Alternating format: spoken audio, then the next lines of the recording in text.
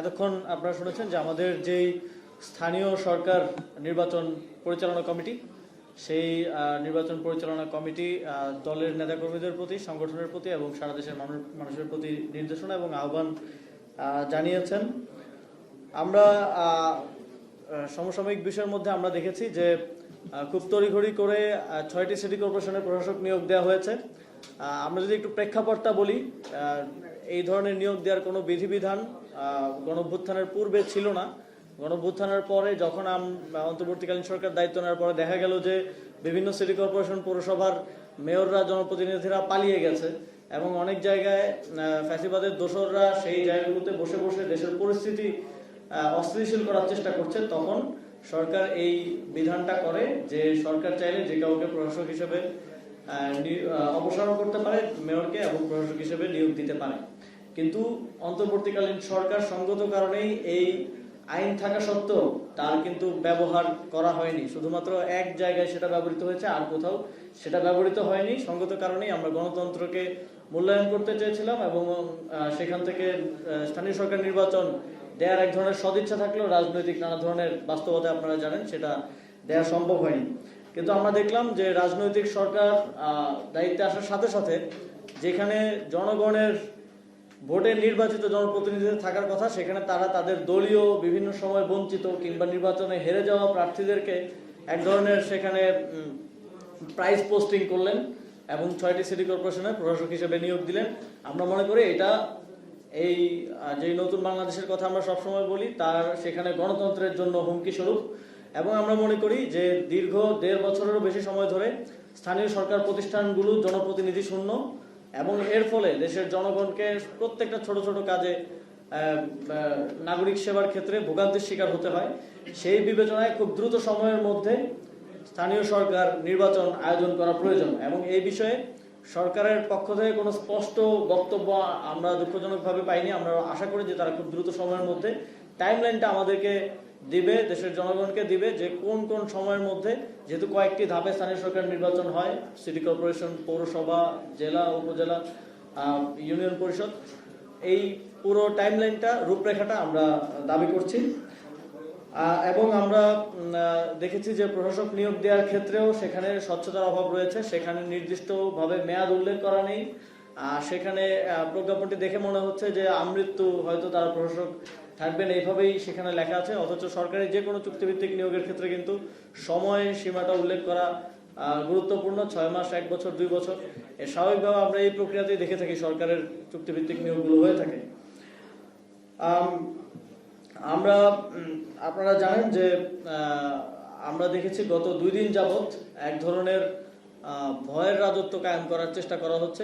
আমরা মনে করি যে যেই পুলিশের মাধ্যমে এই যে বিভিন্ন জায়গায় রেডের নামে সাধারণ জনগণকেও এবং সাংবাদিকদের উপর হামলা হয়েছে, আপনাদেরও কয়েকজন সহকর্মীর উপর হামলা হয়েছে বলে আমরা জেনেছি। আমরা এই ঘটনার তীব্র নিন্দা জানাই। আমরা মনে করি সরকার এটার মাধ্যমে জনগণকে এক ধরনের ভয়ের মধ্যে রাখতে চাচ্ছে, একটা ভয়ের মেসেজিং তারা করতে চাচ্ছে। এবং আমরা শুনেছি যে স্বরাষ্ট্রমন্ত্রী তিনি বলেছেন যে এখন আন্দোলন করা যাবে না, রাস্তা অবরোধ করা যাবে না। আমরা দেখেছি যে অন্তর্বর্তীকালীন সরকারের সময় অনেক অযৌক্তিক এবং বিভিন্ন কারণে, ছোটখাটো কারণেও রাস্তা অবরোধ হয়েছে। আমরা সেটাকে অবশ্যই সমর্থন করি না এবং আমরা মনে করি যেহেতু একটি নতুন সরকার গঠন হয়েছে, তাদের কাজ করার ক্ষেত্রে এতটুকু সহযোগিতা জনগণের পক্ষ থেকে করা উচিত যে অকারণে অযাচিতভাবে যাতে কেউ রাস্তা অবরোধ না করে। কিন্তু একই সাথে কারো যৌক্তিক দাবিতে আন্দোলন করার, ভয়েস রেজ করার, কথা বলার অধিকারকেও আমরা কোনোভাবেই যেন হ্যাম্পার্ড না হয়, কথা বলার অধিকার বঞ্চিত না হন, সেটা নিশ্চিত করাও আমাদের দায়িত্ব। এবং আমাদের সংবিধান দেশের প্রত্যেক নাগরিককে এই অধিকারটা দেয়।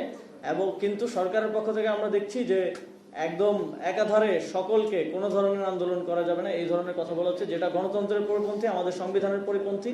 এবং আমরা এই ধরনের অ্যাপ্রোচ আগের সরকারের সময় দেখেছি যে বিরোধী দলমত যে কোনো কিছু নিয়ে নামলেই দলমত নির্বিশেষে সেটার উপর দমন পীড়ন চালানো হতো। তো আমরা সরকারের প্রতি আহ্বান জানাবো, এই জনগণকে বিভিন্ন রেডের নামে হয়রানি করা এবং এই সাংবাদিকদের উপর হামলা, সাধারণ জনগণের উপর হামলা, মারধর অকারণে যথেচ্ছভাবে করা, এগুলো বন্ধ করতে হবে। এবং আমরা জানি যে প্রত্যেকটি থানায় কিন্তু ইনফরমেশন আছে যে কারা মাদকের কারবারি করে, কারা চুরি করে, কারা ছিনতাই করে। তো স্পেসিফিকলি সেটা নিয়ে কাজ করতে, সেটা মানে এক ধরনের আই ওয়াশ হচ্ছে আর কি মূল জায়গা। চিজি আইসক্রিমের সাথে ভেলভেটি কেকের মিশ্রণে পোলার রেড ভেলভেট আইসক্রিম, মন ভালো থাক। জায়গায় কাজ না করে জনগণকে ভয় দেখানোর এক ধরনের চেষ্টা হচ্ছে বলে আমরা মনে করছি। আর এর বাইরে আমাদের নির্বাচন পরিচালনা কমিটি এই বিষয়ে বলেছেন। এই বিষয়ে আমরা জাতীয় নাগরিক পার্টি, আপনারা দেখেছেন যখন জাতীয় নির্বাচনেরও প্রার্থিতা মনোনয়ন দেওয়া হয়, তখন আমরা শুধুমাত্র আমাদের দলীয় নেতা কর্মীদের বাইরেও যারা বিভিন্ন জায়গায় যোগ্য আছেন, জনপ্রতিনিধি হওয়ার যোগ্য আছেন এবং মানুষের জন্য কাজ করেছেন, কাজ করতে চান, অনেককে আমরা সুযোগ করে দেওয়ার চেষ্টা করেছিলাম। এবারও আমাদের সেই অ্যাপ্রোচটা থাকবে এবং আপনারা জানেন এবার আইন অনুযায়ী এই নির্বাচনে দলীয় মার্কা এবং দলীয় মনোনয়ন থাকবে না। সেক্ষেত্রে এবার ব্যক্তি হিসেবে সবাই নির্বাচনে আসবে এবং জাতীয় নাগরিক পার্টি তাদের নির্দিষ্ট প্রার্থীদের সাথে আমাদের যে সাংগঠনিক সমন্বয় সেটা করার মাধ্যমে আমরা তাদেরকে সহযোগিতা করব, সেগুলো নির্ধারণ করবে আমাদের এই নির্বাচন পরিচালনা কমিটি। তো আজকে আমরা এখানে শেষ করতে চাই। আপনাদের সকলকে আবারও ধন্যবাদ জানাচ্ছি। কারো যদি কোনো প্রশ্ন থাকে করতে পারেন।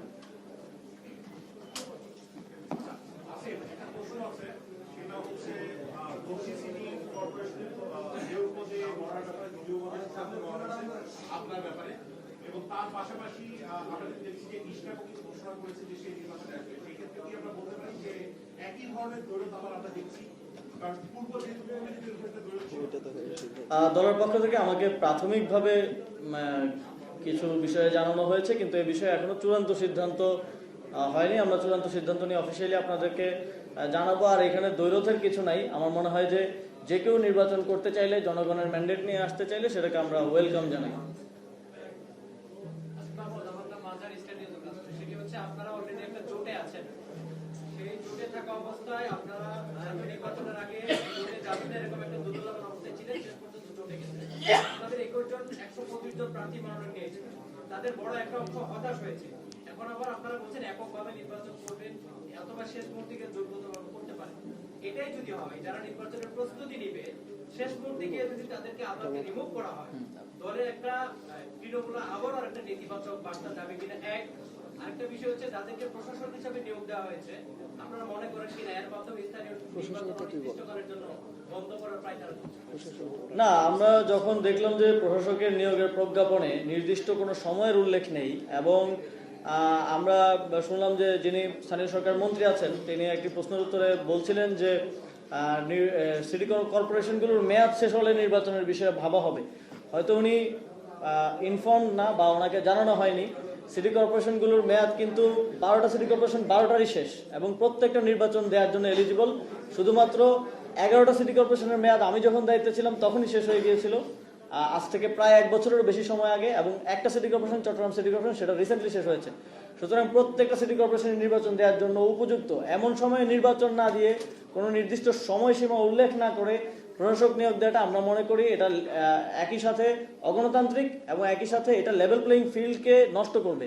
যে প্রশাসক হচ্ছে সে যদি প্রশাসকের পদে থেকে নির্বাচন করে অথবা তার দলের কাউকে সহযোগিতা করে, তাহলে অন্যদের জন্য নির্বাচন করাটা কঠিন হয়ে যাবে এবং সেখানে বসে থেকে নির্বাচন করা। আমরা দেখেছি বিএনপি সবসময় বলে এসেছে যে তারা তত্ত্বাবধায়ক সরকারের অধীনে নির্বাচন চায়, তারা দলীয় সরকারের অধীনে নির্বাচন চায় না। কিন্তু এটাও একই অবস্থায় হয়ে যাচ্ছে। দলীয় লোক চেয়ারে বসে থাকা অবস্থায় নির্বাচনটা এক ধরনের নিরপেক্ষ নির্বাচন হওয়ার সম্ভাবনাটা এখানে কমে যায়। আর অন্য প্রশ্নটা সাজিদ সালাম উত্তর দিলেন। আমরা আমাদের জাতীয় নির্বাচনে 125টি আসনের প্রাথমিকভাবে মনোনয়ন দিয়েছিলাম। পরবর্তীতে আমরা দেশের স্বার্থ, মানুষের স্বার্থ এবং একই সাথে দলের দীর্ঘমেয়াদী পরিকল্পনার কথা চিন্তা করে আমরা 11 দলীয় জোটে অংশগ্রহণ করেছি এবং সেখানে আমরা 30টি আসনের প্রতিদ্বন্দ্বিতা করেছি। আমাদের যারা মাঠ পর্যায়ে একটা দলের এই শুরুর পর্যায়ে কাজ করছেন, কোনো কিছুর বিনিময় ছাড়াই তারা কিন্তু দিনরাত অক্লান্ত পরিশ্রম করে কষ্ট করে যাচ্ছেন, কাজ করছেন। স্থানীয় পর্যায়ে দলের ভিত্তিটা তাদের হাত দিয়ে গড়া এবং তারা ধরে রাখছেন। সেই জায়গায় আমরাও আমাদের জায়গা থেকে সব সময় তাদের ওই পরিশ্রমটাকে, কষ্টটাকে আমরা অ্যাকনলেজ করি।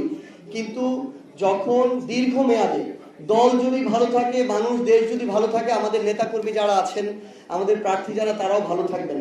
তো সেই জায়গায় দীর্ঘমেয়াদে বৃহৎ স্বার্থকে সামনে রেখে আমরা এই সিদ্ধান্ত নিয়েছিলাম এবং তাদের সাথে আমরা কথা বলেছি। তাদের যখন তারা দেখেছে যে আমাদের যে দলটার বয়স 1 বছর হয়নি, সেই দল থেকে 6 জন আগামীর সংসদে গিয়ে সংসদকে কাঁপাবে এবং আমরা বিশ্বাস করি 294 জনের কণ্ঠকে অতিক্রম করে এই এনসিপির 6 জনের কণ্ঠ বাংলাদেশের প্রত্যেকটা প্রান্তে পৌঁছাবে। তো সেই জায়গায় যখন তারা এটা দেখে তারা আশ্বস্ত হয় এবং তারা নতুন করে উদ্যম ফিরে পেয়েছে। আমরা আশা করছি যে আমরা একইভাবে স্থানীয় পর্যায়ে আমরা প্রত্যেকটা জায়গায় আমরা আমাদের এই প্রার্থীটা ঘোষণা করব। এখন পর্যন্ত তো সিদ্ধান্ত হচ্ছে আমরা এককভাবে এই লড়াইটার দিকে যাব।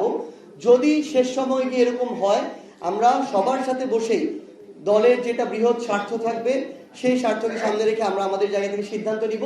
আশা করছি আমাদের সাংগঠনিক বোঝাপড়ায় কোনো সমস্যা হবে না। আসিফ, একটা প্রশ্ন ছিল। আপনাদের সামনে 1 বছর পূর্তি হতে যাচ্ছে 28শে ফেব্রুয়ারি।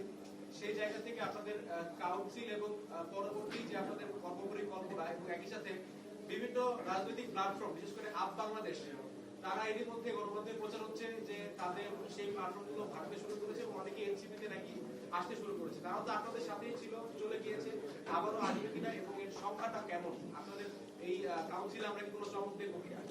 আমরা আমাদের আগামী 28শে ফেব্রুয়ারি জাতীয় নাগরিক পার্টির প্রথম প্রতিষ্ঠাবার্ষিকী হতে চলেছে। একটা খুবই ইয়াং দল হিসেবে এই সময়টা আমাদের অনেক চড়াই উতরাইয়ের মধ্য দিয়ে আসতে হয়েছে, অনেক চ্যালেঞ্জের মধ্য দিয়ে আসতে হয়েছে এবং একটা নির্বাচনে অংশগ্রহণ করতে হয়েছে এত কম সময়ের মধ্যে। এবং আমরা এই কম সময়ের মধ্যে নির্বাচনে অংশগ্রহণ করেও আলহামদুলিল্লাহ আমাদের 6 জন সংসদ সদস্য নির্বাচিত হয়েছেন এবং বাকিরাও ভালো ফলাফল করেছেন। এখন আমরা বাংলাদেশে জুলাই গণঅভ্যুত্থান পরবর্তী যত ধরনের প্ল্যাটফর্ম হয়েছে এবং এর বাইরেও যারা বাংলাদেশকে ধারণ করেন, আধিপত্যবাদের বিরুদ্ধে যাদের অবস্থান, যারা সংস্কারের পক্ষে এবং আমাদের প্রিন্সিপালগুলোর সাথে একমত, সকলের জন্য আমাদের দলের দরজা খোলা থাকবে এবং তাদেরকে যথাযথ সম্মান দিয়ে আমরা আমাদের সাথে যুক্ত করতে চাই। এ বিষয়ে এখনো অফিসিয়ালি জানানোর মতো সময় আসেনি, আমরা আপনাদেরকে এই বিষয়ে পরবর্তীতে জানাবো। আসিফ ভাই, আমি টেলিগ্রাফ থেকে মামুন খান বলছিলাম।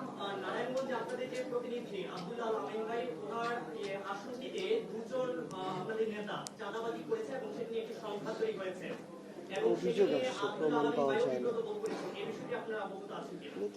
আমাদের জানা মতে এই বিষয়ে অভিযোগ এসেছে, এখনো এই বিষয়ে প্রমাণ কিছু পাওয়া গেছে বলে জানা যায়নি। আমরা এটা দেখব এবং এই বিষয়ে সাংগঠনিক শৃঙ্খলাজনিত কোনো ভঙ্গন হলে সেটার আমরা ব্যবস্থা নিব।